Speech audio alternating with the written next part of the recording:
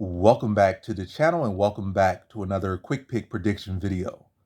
In this video, I'll be predicting the lightweight bout in PFL between Shane Burgos versus Yamamoto Nishikawa. And how I feel about this one right here is I'm going high confidence Shane Burgos to beat Yamamoto Nishikawa. So yeah, I don't know why Nishikawa is rushing, to be honest. Not rushing by nationality, but he's rushing in his career a little bit. And I feel like he's a pretty good young talent.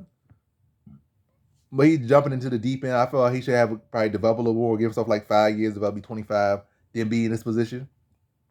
But hey, I guess one good thing I can say about some Japanese fighters, not all of them, some guys just jump in, they never develop and stuff, like they rush to UFC.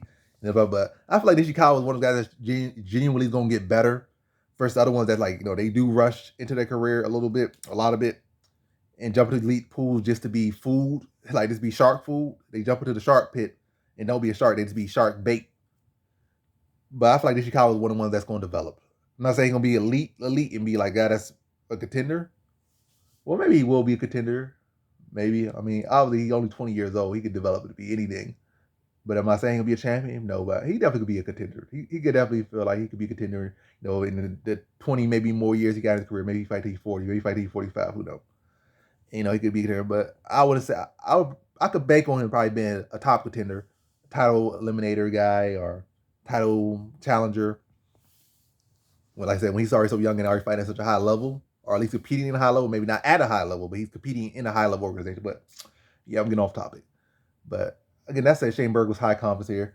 I feel like Shane Burgos is more well-rounded than his last opponent, which was Clay Collar. I feel like Shane Burgos is a better boxer than Clay Collar, at least in my opinion.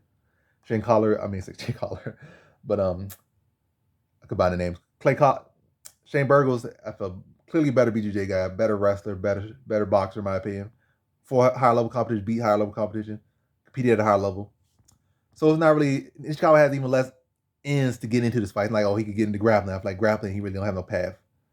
Obviously, over the club and sub potential, it's in a fight. But yeah, I just feel like it's gonna be a case where Burgos is really gonna shut down all of Nishikawa's avenues on the feet. He's getting be out striking him, put him on the back foot. Being Burgos, keeping Nishikawa on the back foot, ripping to the body.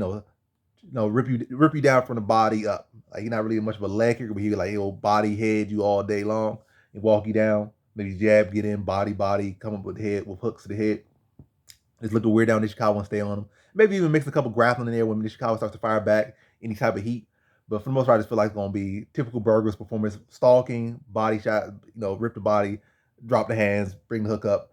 And I feel like again, Burgos not that guy that's going to run through you in the first round type guy. He's a slow cook you over the course of the fight, then finish. So I'm just like a third round TKO for Burgos. Constant pressure. Again, body, head, break you down, and then stop Nishikawa in the third round. So in this one, I have Shane Burgos via third round TKO.